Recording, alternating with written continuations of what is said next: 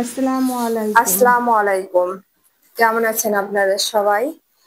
তো যারা নতুন রাঁধুনি বা কর্মব্যস্ততায় দেখা যায় অনেকেই আছেন রান্নাঘরে খুব একটা সময় দিতে পারেন না, তাদের জন্য সহজ রেসিপি আজ শেয়ার করছি। দারুণ স্বাদের ফালুদার রেসিপি। তাহলে চলুন রেসিপিটা আমরা দেখে নিই। আজ ঝটপট খুব সহজে দারুণ স্বাদের ফালুদা রান্নার জন্য রাঁধুনি ফালুদা মিক্স ভ্যানিলা ফ্লেভার এর একটি প্যাকেট ব্যবহার করব। এ প্যাকেটের ভিতরে সব কিছু দেওয়া আছে, আলাদা করে আপনার আর অন্য কিছু দেওয়ার প্রয়োজন নেই। প্রথমে একটি পাত্রে 1 কাপ পানি 250 মিলি নিয়ে এতে জেলি মিক্সের একটি প্যাকেট ঢেলে মিশিয়ে নিন। 4-5 মিনিট পর্যন্ত মাঝারি আঁচে গরম করে নাড়তে থাকুন। এরপর প্লেটে ঢেলে ঠান্ডা করে ফ্রিজে রাখুন।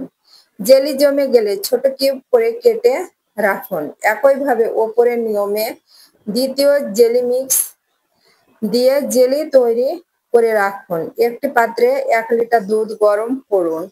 এরপর 1 প্যাকেট রাঁধুনি ফালুদা মিক্স গরম দুধের মধ্যে ঢেলে দিয়ে মাঝারি আঁচে নাড়তে থাকুন।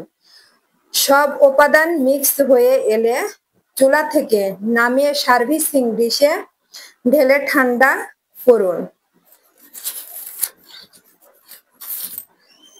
এই প্যাকেটের ভিতরে কি কি উপাদান আছে জানেন? চিনি, সাবুদানা, নুডলস, কিশমিশ, কর্ন স্টার্চ, জেলি পাউডার, লবণ ও কৃত্রিম সুগন্ধি ভ্যানিলা।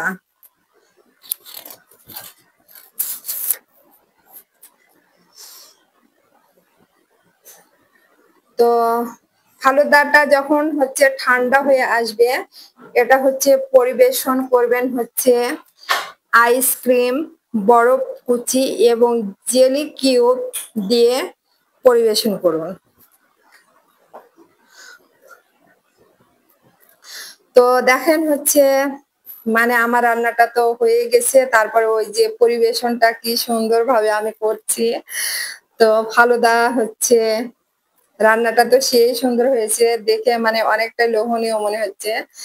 তো যাই হোক, অনেক সুন্দর হয়েছে। এটা খেতেও নিশ্চয় অনেক মজাদার।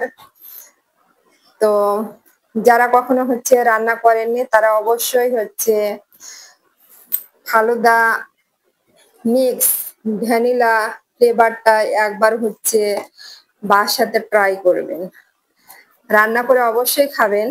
আর আমি যেভাবে রান্নাটা করেছি সেভাবেই আপনারা রান্নাটা যে করবেন, তাহলে দেখবেন এটা খেতে অনেক মজা পাবেন। তো যাই হোক, আমার ভিডিওটা যদি আপনাদের কাছে ভালো লাগে তো অবশ্যই একটা লাইক, কমেন্ট, শেয়ার করবেন প্লিজ। আর